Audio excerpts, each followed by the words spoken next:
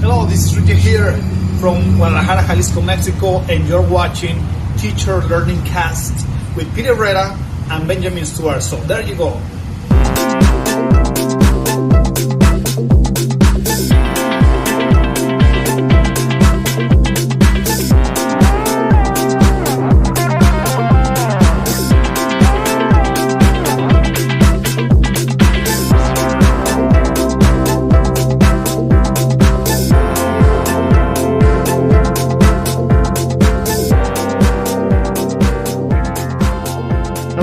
Welcome to Teacher Learning Cast, episode number 14. Today is June 9th, 2018. My name is Benjamin Stewart from beautiful Aguascalientes. Today, my partner in crime, Piry Herrera, is not here currently, but he will be here shortly.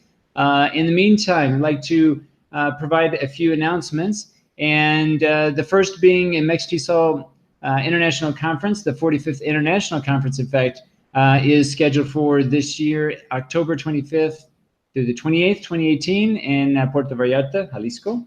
Also, the ANUPI 16th International Conference for English Teachers, the Internationalization and Digital Learning Perspectives and Challenges in the ELT is going to be on October 18th through the 21st, 2018, and in beautiful Huatulco, Mexico. So if you happen to be interested in attending some of those, that would be great. I think we'll be trying to attend one of those this year and look forward to that. If you are just joining us, feel free to leave comments. This is a basically open forum for all teachers to share their experiences and opinions, all things related to education. Piry and I are specifically teaching in a BA program in ELT, English Language Training. So most of our topics are geared towards English language learning, but we also address a lot of topics that are more open to general education as well. So feel free to leave comments, whether you're joining us in a live broadcast or if you are joining us or just watching the recording. Feel free to give us some input. Let us know what you like. Your opinions about different topics. And if you'd ever like to join us during a live broadcast, feel free to do that as well. We're always looking for guests to join our broadcast, and we've had some great interviews in the past, discussions in the past with both teachers in training, in-service teachers, as well as pre-service teachers. We'll be starting here officially in just a few minutes, but today's topic, one of the topics that I wanted to discuss relates to output-driven, the output-driven hypothesis, and we'll be getting into that here in just a few minutes. We're just starting, actually concluding classes this week, and so students are preparing for final exams, and the month of June is usually really crazy around this time of year. But this month we're going to continue trying to broadcast every Saturday. So really leave us comments in the in Facebook. You can join us in Facebook by just searching Teacher Learning Cast, and you should be able to find the web page there. And you can also reach me at benjaminlstewart.com, .wordpress.com. You can contact Piry at homers2000.wixsite.com/PiryHA. So feel free to reach out to us either via Facebook, or you can send us correspondence through our personal web pages. Guess we'll go ahead and get started here, and I want to go ahead and share my screen. The first topic I wanted to talk about, in fact, when I was going through some of my readings this week, trying to come up with some topics to discuss, this was the first blog post that I came across that I wanted to share with you this week. And the title of this post is "Helping Students See the Point of Writing." And the one of the main points of this post was really trying to incorporate writing more into the general English learning classroom. And I think this is one of the main points I wanted to share with you is what kind of emphasis do we place on writing? Now, it could be academic writing, could be business writing, could be creative writing, if it's in the case of maybe poetry. It doesn't always necessarily mean just academic writing. What kind of writing do we place in our English language learning context? It says, I honestly don't feel that I have had a lot of options, and I decided to be innovative. To me, this was the only option. I was definitely going to make my students create a newspaper and write an editorial on collaborative Google Doc. And the point of this particular article was how the writer tried to incorporate the creation of a newspaper, really trying to find that one performance task where students could rally around and work collaboratively and cooperatively to create a product that was a collective effort. And I think the key point here is to try to find that those key activities where students can come together. Of course, using Google Docs is a really good way of doing that because it has that collaborative effort where you can, I think, have up to 50 people or students collaborating at any one time. So it really lends itself well to working together, have students come together and create this product, in this case, a newspaper. And one of the things I wanted to kind of ask the community here is what effort, what kind of focus do you place on writing in your own classroom with your students? And are there certain activities that you can create and have your students work together, or maybe you've done this in the past and you could share that with us. But how do you create those activities where students come together? Now, maybe technology is going to be an issue here. So the question is going to be also, what kind of access do your students have to maybe create a Google Docs? And maybe the issue is that there's not a lot of technology in the schools, and maybe technology might be more available outside of the class, perhaps either in their homes or some other, maybe a internet cafe or some sort. Maybe they don't have access at all to any type of technology. So the question is going to be, well, how can this way of working collaboratively together, how can this be part of the English language learning experience without technology? And so whether you have technology available or not, what kind of activities can you bring together that would foster the promotion of writing in any of the senses? Like if it's, again, academic types of writing, or just business type, or maybe just personal, maybe social types of correspondence. It might even be writing assignments that relate to how they interact online, maybe even in Facebook. And again, if they are not having a lot of access to technology, it's going to be more like trying to find where they're at, how they communicate, and how you want them to learn how to communicate, but through writing. After reading this particular blog post, I came across this article here, Exploring Construction of College English Writing Courses from the Perspective of the Output-Driven Hypothesis. And I found this article interesting. The main thesis here is that reading to writing activities based on the output-driven hypothesis, which we'll talk about here in a few minutes, helps students consolidate and internalize linguistic and stylistic knowledge acquired in reading. And the first thing they mention, they really talk about three different hypotheses. The first being the input hypothesis from Krashen. And there's been a lot of talk about this hypothesis, and I see it all the time. A lot of educators, a lot of English language teachers subscribe to Krashen's input hypothesis. The idea of comprehensible input, the I+1, teaching slightly beyond the current level of the learner, and it's basically this idea of focusing on input before output, and it comes from this idea of acquiring L1, where the notion is that we typically receive a lot of input before we produce any output. And I would personally argue that I don't necessarily subscribe to the input hypothesis, in the sense that even as a baby, we can, there's been a lot of research on baby talk, And I feel that even from day one, babies are communicating, whether whether it's being understood or not is another matter. But they externalize. They're crying. They're trying to communicate with someone else from the very beginning. And yes, they're constantly receiving a lot of input, whether they understand it or not.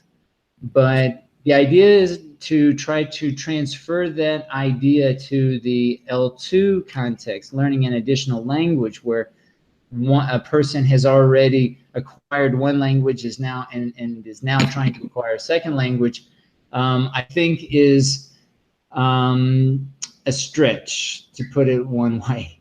I'm trying to imagine even in the classroom where in the input hypothesis, the idea is that the students are going to spend a whole semester, 16 weeks, just focusing on input.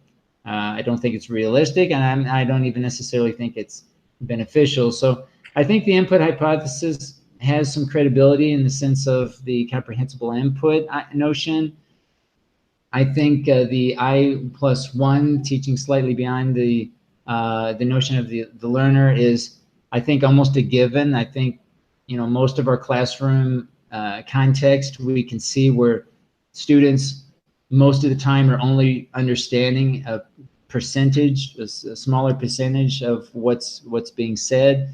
And I think I think most teachers can intuitively see that if students are understanding 100% of what's being said in the classroom, that the adjustments would quickly be made. So I think the norm is the I+1 in most cases. Yeah. So the author moves from the input hypothesis to the output hypothesis, coming from Swain. So 10 years later, in the mid-90s, Swain is talking about the output, where the output is more important than the input, even from the very beginning, even from a lower level of development. It says that out of the language raises learners' awareness of their linguistic difficulties in the second language development. So it's really looking at how students are they're kind of becoming aware as they're creating this output of where they need to be, where they would want to be as a language user versus their current level. And it's bringing together this idea of a hypothesis testing. The output facilitates learners' hypothesis testing, right? So that this awareness, or this meta awareness, is really more easily obtained as students are trying to create their language. And I can certainly relate to that. I think most of us can relate to this as L2 learners, that we kind of recognize now, whether or not we know the specifics of the language, but we know that we're making mistakes and that we're not speaking in the best way, right, or the most ideal way. So this idea of Swain is really to shift from the input and focus more on the output as a way of learning and improving one's speech. Now, the third point here is where the author is really leading up to, and it's this idea of output-input or output-driven hypothesis, where the idea, there's basically three assumptions. The first assumption is that output has greater driving force in learners' development of foreign language abilities than input, right? So it's the output is really the driving force. It's the reason, it's the purpose for even reading or listening to anything. And we haven't really spoken about this Piry specifically, but I think it really underlines much of what we talk about when we speak about performance tasks and really trying to design as an assessment tool these products or processes beforehand, so that students are really leading up to those experiences. I think it's kind of embedded into this output-driven hypothesis here. The second point they make here in the article is that it's more significant to develop students' productive skills, that is speaking and writing and maybe even translating, than it is to cultivate their receptive skills like reading and listening.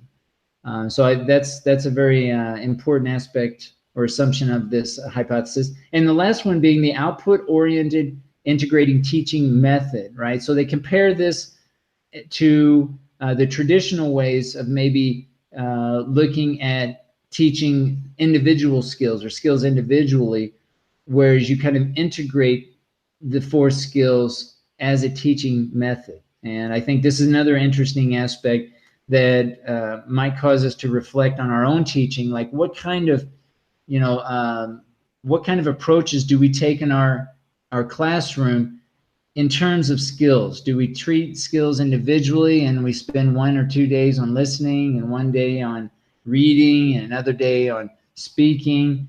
Or do we try to bring those 4 skills together along with grammar and vocabulary and pronunciation, and we bring those together on a daily basis? And so where we're not really isolating the skills, but we're really trying to bring together and lead towards this output to a degree, whether it's small periods of output, right? Because I could certainly see, types of activities where over the course of the week, there are certain types of output that's being had from the students, and then leading up to more of a complex type of output towards the end of the week or at the end of the unit. But I find it interesting in this article, and again, I found this article in Eric, I think it's, in fact, let me pull it up here, the exact website, eric.ed.gov. Okay, so this is an open database from the United States government, and you can find a lot of articles there. And I found this article there, so if you're interested, you can find it there.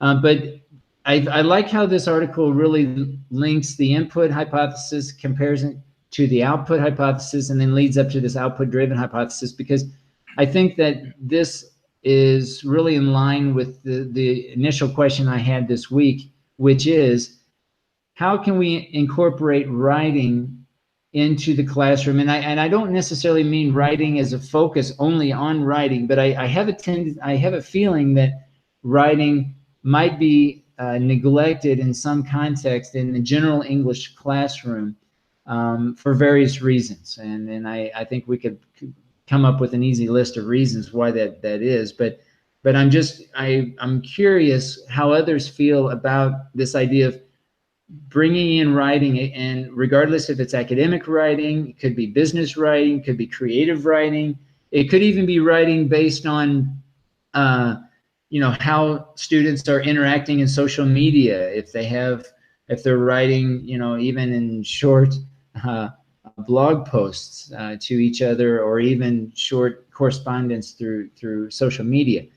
But to not neglect writing, but to look at it as a reason to focus on the rest of the skills, the reading skills, of course, the listening skills, even the speaking skills, and just again finding ways to bring in all of the skill development through these types of activities, with the idea that it's all based on output. So Piry, I don't know what you have seen in some of your tutorial sessions or your own experiences with teacher trainers, but this idea of writing, do we have activities? Do we have experiences with teacher trainers that bring in all 4 skills, and especially writing? And if so, what does that look like? I would dare, Ben, and hello everybody. Sorry for being a little bit late, but I'm here. I guess, Ben, I would dare to say that especially in many places here in Mexico, I really wouldn't know about other parts in the world, but at least here in Mexico, and the experience I had and people I've talked to, and the kind of educational system we had led us to matching an input approach in which everything is mostly based on, well, I think we have mentioned this before, the ability of the teacher to understand the topic and present a topic as a source of information. And that leads totally to an input approach in which sometimes the teachers don't even care about a context and just put out the information, and with a good hope that the students would be able to match that information with the real opportunities when they actually face them. And many times we even leave students with the responsibility of uh, understanding at the moment of the real need of the use of the language, that that's the moment when they're going to use something that was exposed or presented by the teacher. I'm wondering, I'm sorry, Pete, I wanted to ask, because you mentioned something really interesting, and I have a question here. I mean, can you have context based on an input-driven classroom? If you're focusing more on input, is it possible to even create a context? Yeah, I think you can have a context there, but Because the idea would be the way it's presented. I mean, the idea would be the delivery, that the teacher may not be just enforcing a context, but giving students like a format in a context that the teacher is having in his mind, according to what the teacher believes and what the teacher wrote or prepared for the class, and being just another a parallel information to the linguistic aspect. We have the language itself, and we would have the context, but presented just as information presented to students. I think that may also work like that. Me bringing the context out is that the idea would be not just to bring the context and put the information there about, let's say, health, or going to the doctor and presenting a conversation or something that the teacher actually presents, but creating a situation as a contextualization for students to actually create their own language and their own opportunities within the context. So it would be like, yes, the idea from the teacher is to present the context, but just to put the cards on the table and have the students play with them and bring their own cards to the table.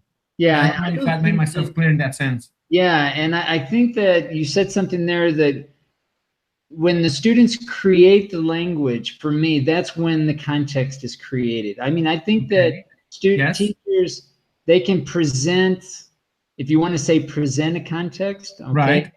But I think the idea about the word context and what that means, and what it really, you know, for me, what it means in a very practical sense, right, means that it occurs when students create something, and it goes back to the output driven hypothesis. Yeah, I would agree on that, totally on that. I think that if we're focusing more on the input, I think that we're missing something. We're not giving students the chance here, because again, this is, I don't know if you caught really the earlier part of what I was talking about with regard to input hypothesis, but I think that's one of the shortcomings. You know, there are a lot of people, I see this online all over, people are really subscribing to Krashen's input hypothesis, right? Where, again, the drive is, you know, we have to understand before we can produce. And so as babies, we are, you know, soaking up all this information. If we look at it from an L1 standpoint, learning our native language, that we're just soaking up all this information before we externalize, before we communicate. But I really don't think that that's even the case, because babies, we both have kids, and I know you can relate to this, that, you know, babies are communicating from day one, whether we understand what they're saying or not. Right. They are externalizing their input. They're based on whatever they're receiving as input, they're externalizing it through crying or whatever. Yeah, gestures. And I would add to that, how much can they really grasp from whatever input you present to them, right, at that stage? I think I would go with the idea that they can have more output from themselves than whatever they can grasp in Mac. That would be like a different issue to talk about the kids, but yeah, it's a good example. I believe there are different levels in the context, in the kind of context, and different levels. And I totally agree with you in the sense that the actual context we want to get and the meaning we want to get in class is not the one that the teacher is presenting there. It's the one that the students bring up, and not as a group, as individuals. If you remember, we already talked about this romantic idea of I think it was oh, I just forgot the name. But we mentioned the idea of having this spontaneous conversation with the students by their will, and that's what I meant by having them bring their cards on the table. Now, I also believe that, yeah, teachers can have the idea of how they want to contextualize their class, but yeah, I totally agree on that. I would see it as a different level of context in the class, like we mentioned, different levels in the sense of a wide topic and a specific situation or a specific language for a specific moment.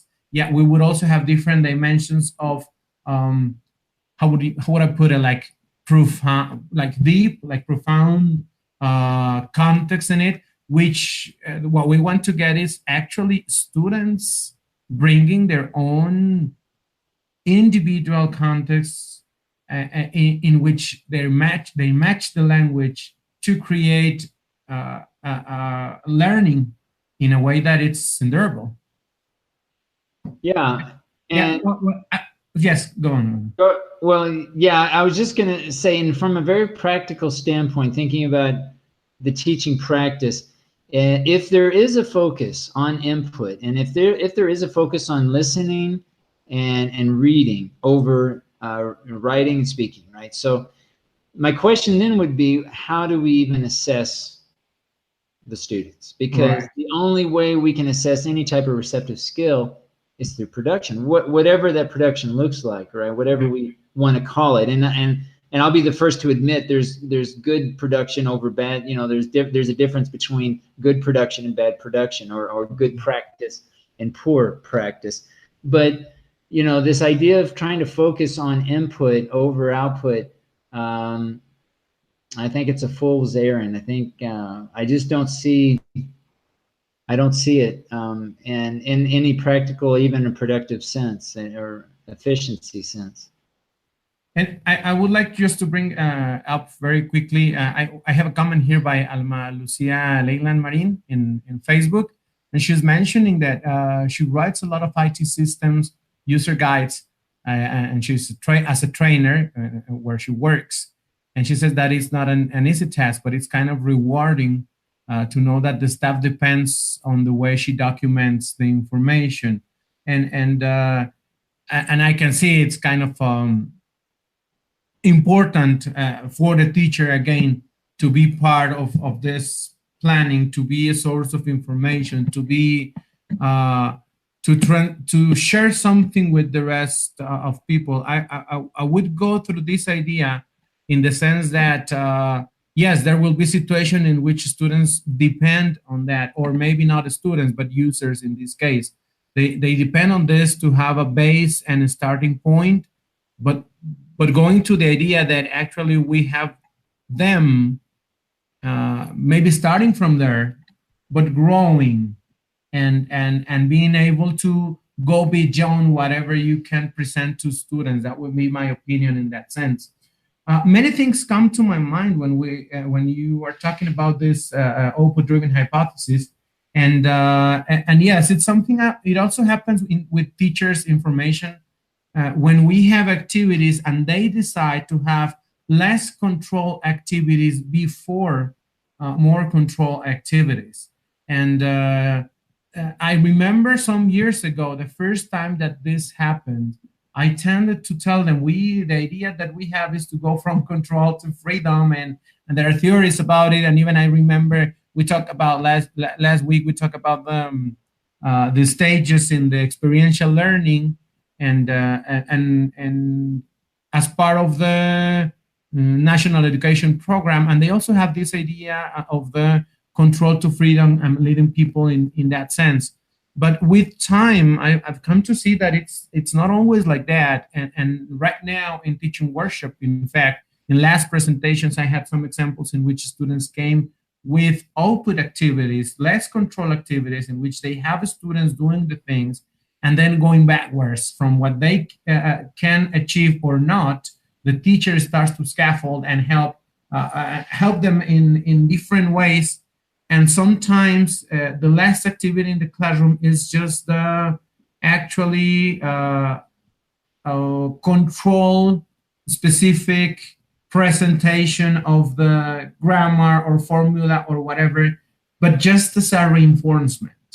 And what we discuss in here is how the teacher come to this decision of putting first an output activity, a less control activity in which students make all the decisions and start to use whatever the teacher presents. And then afterwards have a more control activity of substitutions or things like those. And it's interesting that sometimes they do it like not really conscious about it. And some others, they actually think, I just wanted to challenge them and see how much they knew about the topic. Yeah, I mean, I think that's a good point and a good approach to see, because I think a lot of times we assume students are all more or less at the same level. So how are we going to know if they're at different levels? Well, we ask them to produce something. And, you know, that's kind of on a small scale, focusing on the output-driven hypothesis on a very small scale, just to kind of maybe even as a diagnosis tool to see what level they're at. We could expand that and look more long-term and think of it in terms of a performance test, thinking, okay, we want our students to be able to produce something, and have smaller degrees of output that lead into, you know, kind of looking at it holistically there. But I think the notion of the input hypothesis would be that the input comes first, and I guess my question would be in just a rhetorical question, like looking at teacher training, what's the justification, or how do we implement focusing only on input? And I think a lot of the conversations I've seen online takes it to the extreme. It's not even like we're talking about what we're discussing today, right? Just on a small scale. It's looking at some people are suggesting that a full semester of a level 1 English class should be only listening and reading. Right. I mean, and there are a lot of people that subscribe to that notion with the idea that they don't know anything, so they have to, you know, have all this input first, and then level 2, they're going to automatically now start being able to, you know, start practicing, and that would be the ideal way, because that's how we learn in the L1. And that's kind of what I'm arguing against. That it's what I was mentioning that happens in Mexico, and we can see in many classes, the students are struggling to actually speak because they are not speaking in the classroom. They are actually not speaking. If they do so, they're just short answers or yes and no questions, and they pretty much understand, but they are struggling with the speaking. And sometimes we have students in for example, in certain courses, let's put a number, 10 levels, and they are in level 5 and they are still not speaking. And it's a struggle. My point is that it's a struggle after when you want to change it afterwards. And this I have seen in my observations with my practitioners. They struggle later to make them participate. And then they have to fight back to something that was created by themselves. They have to fight back against not speaking and not having this output. And then in their reflection, they come to the idea that, oh, I should have spent more time in output skills since the very beginning. Well, and this is what I want everyone to think about think about the input hypothesis versus the output hypothesis. Right. We can all agree that we've seen cases where students are lacking speaking skills and writing skills, right? They're not fluent, they're not able to speak. So the question is going to be one or the other. It's going to be, if you're on the input hypothesis side, you're going to say, okay, students aren't able to speak because they have not received enough input. If you're on the output side, you're going to say students aren't able to speak because they haven't had enough opportunities to speak. So that's the question I want everyone to think about. If they're on the fence of, okay, I'm on the input hypothesis side, then your answer to that question, the reason why this student can't speak is because they haven't received enough input. Right. Versus this brings me to one of the comments I had noted, and one question that we have, and I think this question is for you, because my note was about going towards students' individual characteristics and personality, again as the basis for input or output. Because I was thinking about, all right, what about if you ask them, if you start with this output skills and you kind of lead them toward like less control activities, but they start to get frustrated? What about the backwash effect they have when and what if the students cannot cope with it, or the teacher does not have the ability to help them cope? This may be frustrating and may lead to students hating the language. And we, I mean, that this was the way I would put it. But we have a question from Alma here that she says that when she writes documents, the kind of documents mentions the IT system user guides, she always thinks about the reason why she's doing this. And her question is that if that's the kind of questions the teachers have for students when they assign writing assignments, if they actually guide or tell the students or make the students wonder themselves why they're doing this. And I think this somehow brings into the table the student as the main source, and their characteristics, their context, again, their purposes for writing. And I somehow thought this matched. So what about that, Ben? Yeah, and let me know if I'm addressing the question here, if I get off base here. But I think that a couple of things come to mind. So some students are going to be more introvert versus extrovert. And it's going to depend on their personalities. You know, some are going to be more outgoing, some are going to be shyer, et cetera.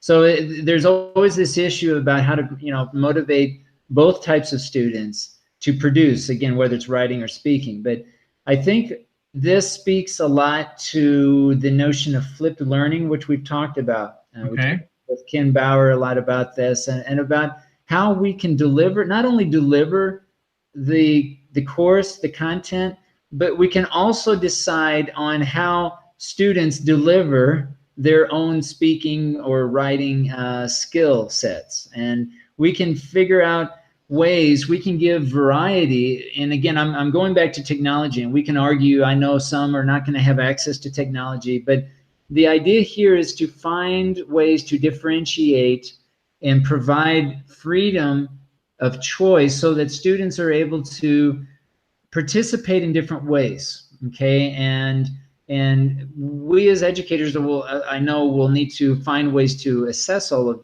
these these different ways. But the idea is that students have different entry points. That is, they can enter into the learning experience from different perspectives and angles, and be able to participate in ways that hopefully are more purposeful for them. And I think one of the things that I always ask my teacher trainers is, when you're teaching a class, always be prepared to answer the question is, well, why are we doing this, teacher, right? A student may ask, why are we doing this? So there needs to be a clear purpose in why we're doing this. And that purpose can be on a grand scale if we're looking at a performance task, or it can be a very small scale, thinking, okay, we're just trying to be able to produce this one particular grammatical structure or whatever. So we're going to do this type of activity in order to do that, and so that later we can do this.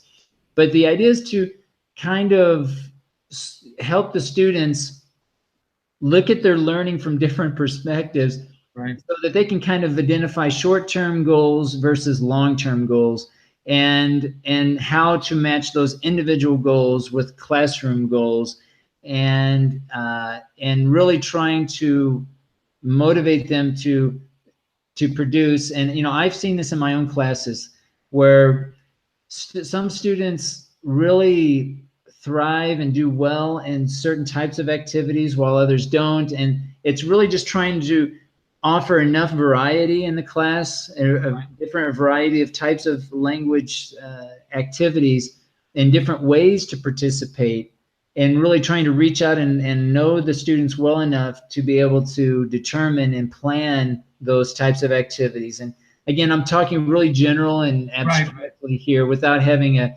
very concrete example. But the idea with, I think, her question is, I think, looking at it from the teaching aspect, differentiating the learning experience, and flipping the classroom using technology so that they have different ways of participating online. And I'll just conclude with a very quick example in my own class, which might help. Is, I have some students that use technology, others don't. Some use their mobile device in class, some don't.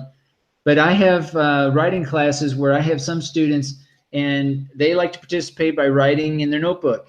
They don't like to have their work on the screen, which we are lucky and fortunate enough in our context to have screens in our classrooms where we can demonstrate and show other students' work to the whole group. So some students really, I feel, don't have much of a problem having their work being shown to the whole group, which I ideally like as a teacher, because I can show mistakes that one student makes and turn that into a learning moment.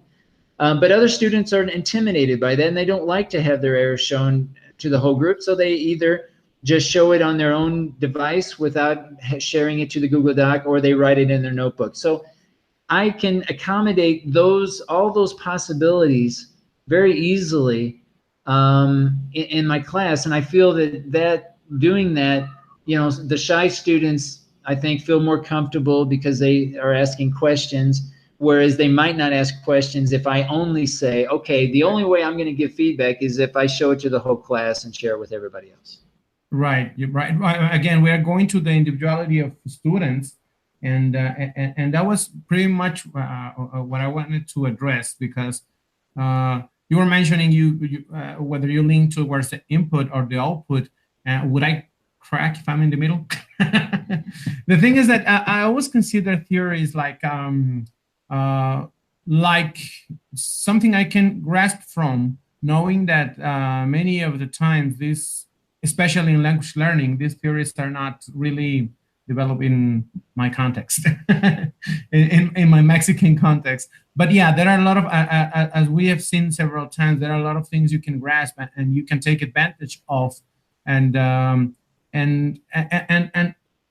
I go back to the idea of having the student as the center, in the sense that their personality is going to lead towards the need of having maybe more exposure to the input, or daring to have a time trying to do things even though they don't have all of the tools, and they can handle this constant interaction. And well, this is something that just came to my mind and also goes towards the positive side of the output, is going to force the interaction with the teacher in order to get the necessary tools to complete these kind of projects or tasks or activities you want to develop towards focusing on the output.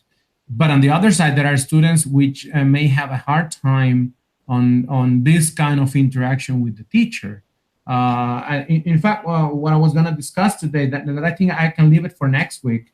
I wanted to talk about some ideas in reference to demands and supports for students and the different types of demands.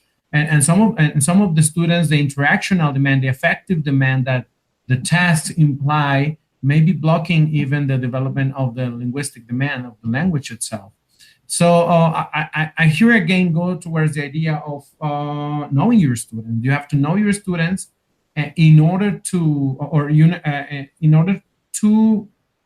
determine what is going to happen in the classroom when you do certain things. Yeah, and you mentioned, and I totally agree. I mean, we do need to try to know our students as much as possible. I take that another level, though. Knowing our students, I mean, I think is certainly we want to know our students, but I would also admit myself that there's a lot of things I know. There's a lot of things I don't know about my students.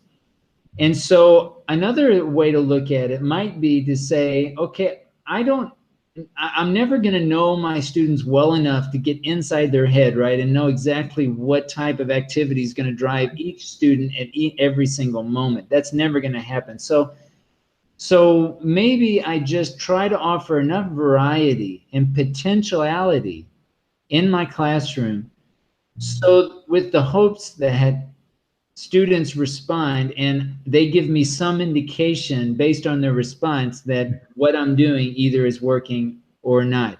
And looking at it more in a complex scenario where it's just about potentiality. It's more like, okay, here's the environment that I'm going to try to create. Now go create, type of thing.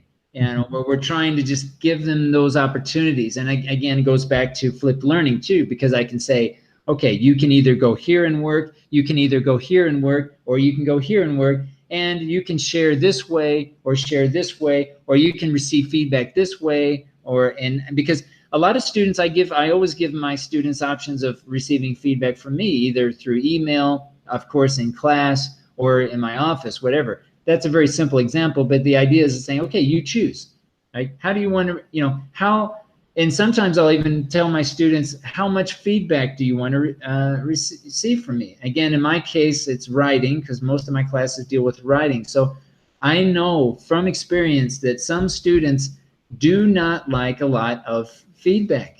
I have other students that will ask me every single day, can you get more feedback, more feedback, more feedback, more feedback? They thrive on that.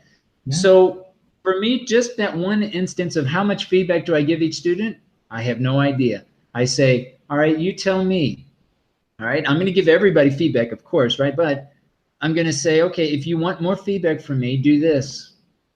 In fact, in some students, I'll say, do you want less feedback? Is this too much? I usually can tell right away if it's too much feedback, but it's really trying to be in tune of, in this case, how much feedback, how much information, how many comments should I leave on their documents, so that I don't demotivate them, right, by giving them too much, and make sure they're motivated enough if they want more feedback. And those are the parts where you have to know your students, because maybe I need to be clear in the idea that my thought is not that you know your students to tell them what they should do or what they need. Or you as a teacher saying, oh, I know you so well that I know you have to do it this way, or you have to do this in order to learn, or that. No, it's not that the idea of knowing students. That would be the idea of understanding what can help your students to make their own decisions. Like knowing your students to know what can bring them confidence, as you were mentioning, as to share their writings, or accept or diminish the filters when getting the feedback. But my point here, though, Piry, is those decisions that I would make exactly the same decisions whether I knew nothing about my students or that I knew a lot about them. It's exactly the same. My point, maybe the extreme would be like, I don't even need to know my students. Why? Because all I need to do is give them choices. And choices, okay, maybe I come to know some about them, but I'm still not going to know them well enough to know. What kind of choices would they be? Maybe they would be, I don't know if that would be the idea, to have different choices from different perspectives and profiles that you previously conceived, in order to hopefully have students matching towards one or two of these different choices, right? Yeah, I mean, I'm not going to know if they're going to want to prefer to write in Google Doc throughout the week, or maybe just upload it at the end of the week, or to write in a notebook. I'm not going to know. And that could even change over the course of a semester.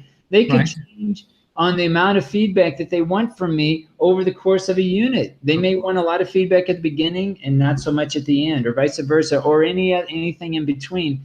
And that is just, I'll never know all of that. And it doesn't bother me, because I'm just telling them these are different ways that you can interact and participate in this class.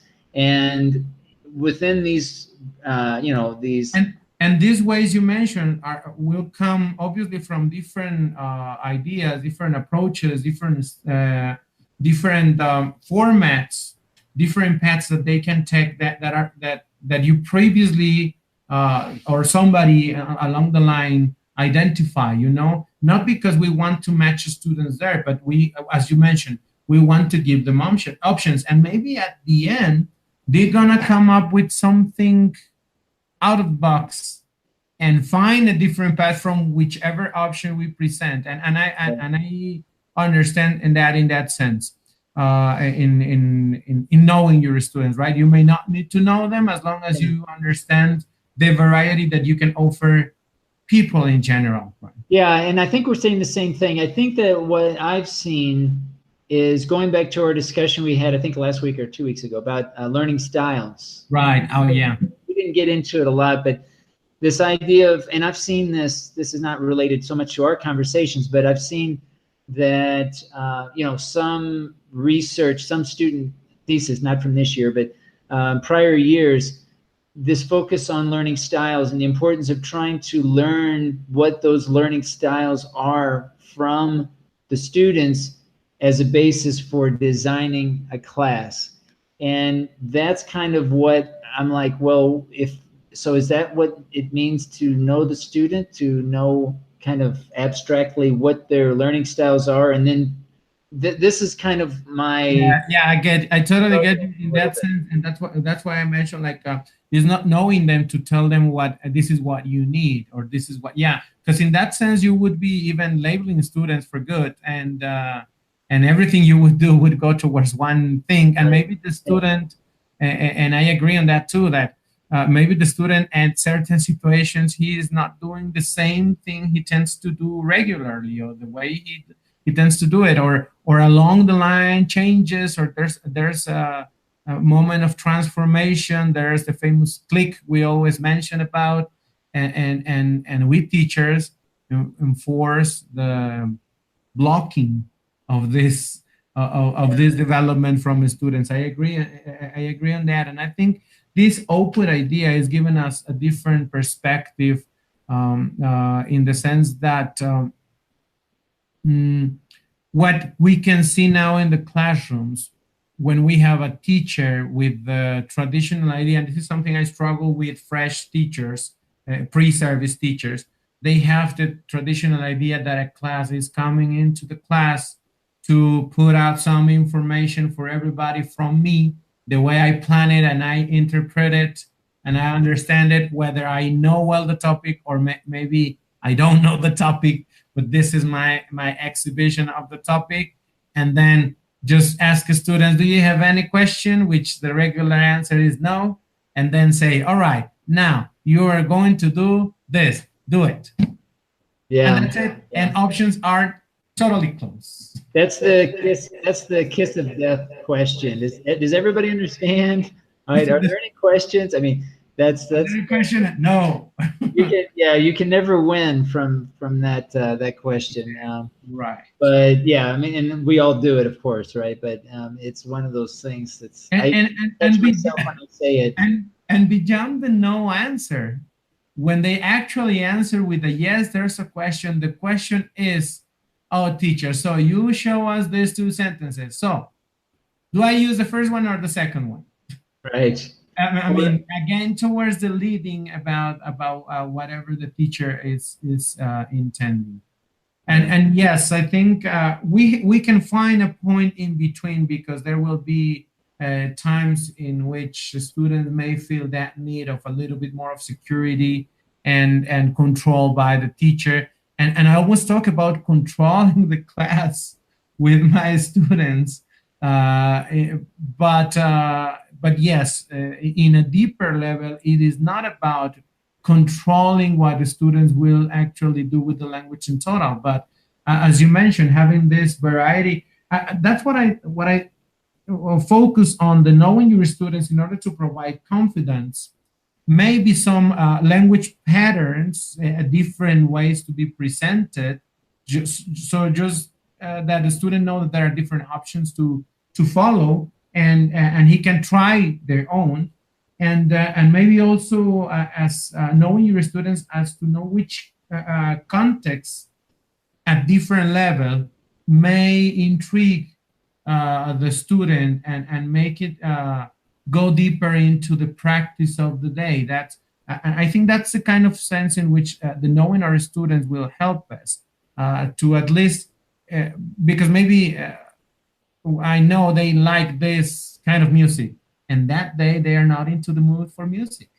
So Yeah, I mean, it's a matter of either knowing them or just knowing the situation. Like, do we know that what they're doing at that point is what they need to be doing, right? I mean, as teachers, that's one thing we need to know is, okay. are they doing the things that we want them to do? And we need to have enough knowledge and skills to be able to say, okay, they are doing what they should be doing, like that we can recognize that as an educative experience, or we can recognize that as a non-educative experience. And I think that, whether we know, quote unquote, know the students or not, our job is to be able to have that skill and knowledge base that we can say, yes, this is working, or no, this is not working, and then make adjustments, whether in real time or in subsequent classes.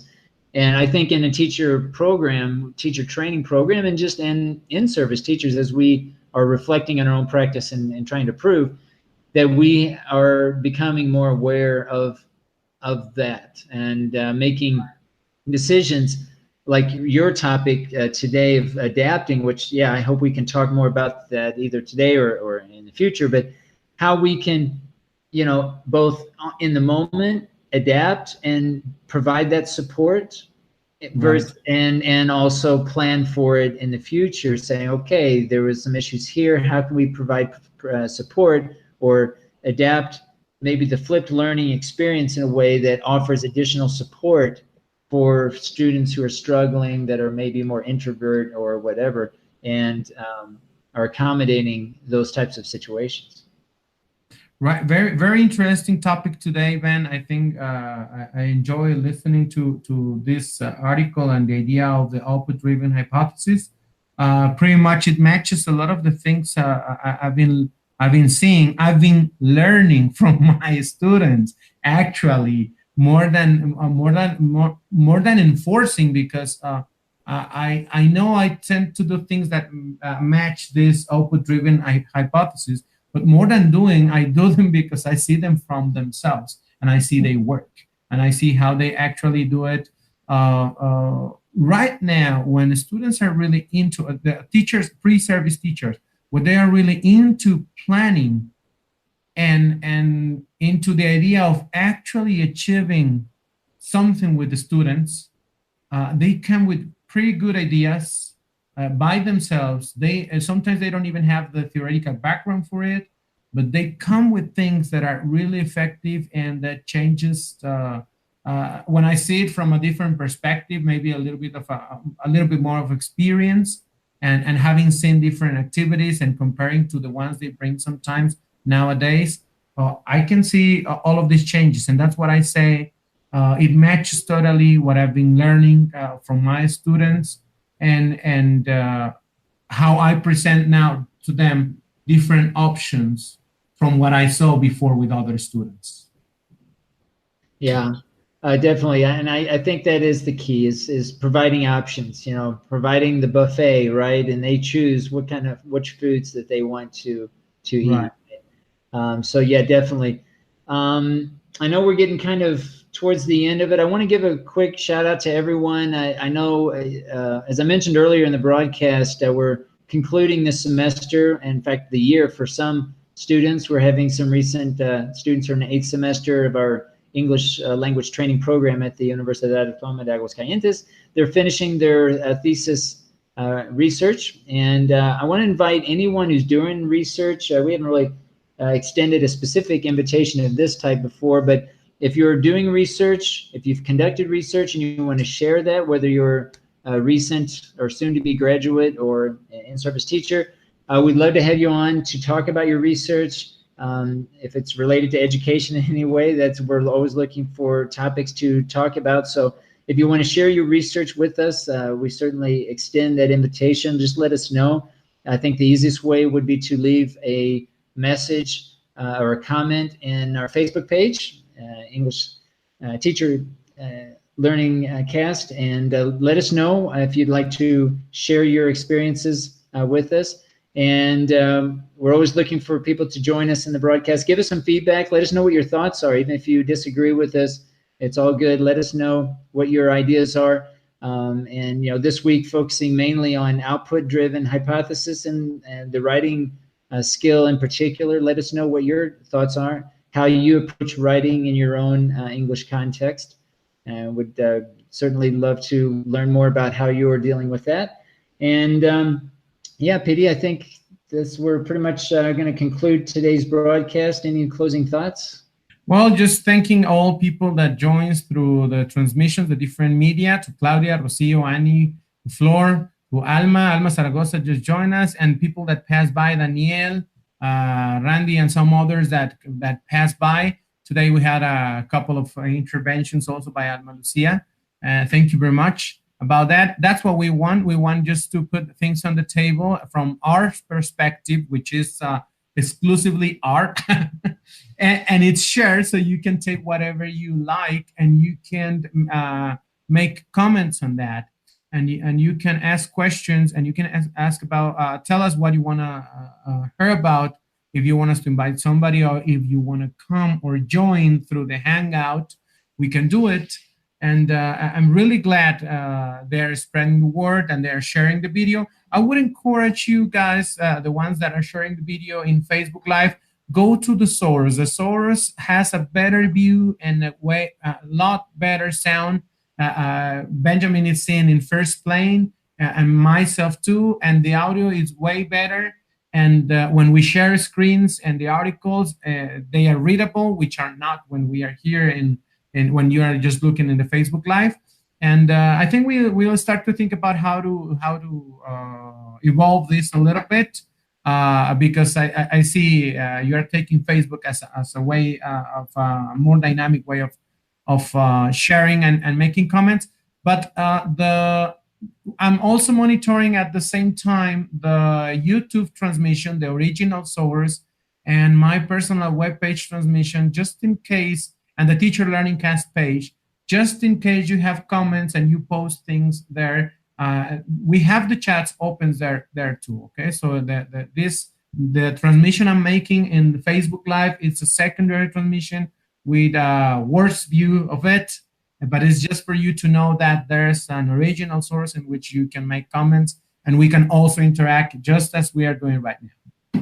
Thank you, Ben. I was really glad. I liked the topic a lot, so that's why I let it run and kept on that. And I think we will need to come back to it somewhere in the future, at some point in the future. Absolutely, Piry. I always enjoy these conversations, and I want to thank everybody for watching the live broadcast as well as the recording. And I think we'll stop. And we'll conclude today's broadcast there. Thanks again, everyone. Thanks, Piry, and we'll see you in the next broadcast. See you next broadcast. Alma, we'll be glad to receive the documents you want to send us just as examples and have a talk about it. We'll let you know through inbox. You can send it to me or Benjamin in our Facebook pages through inbox, and we'll let you know the day we may take and go over the analysis or whatever we can do with it to share with people. Thank you very much, everybody. Keep on learning.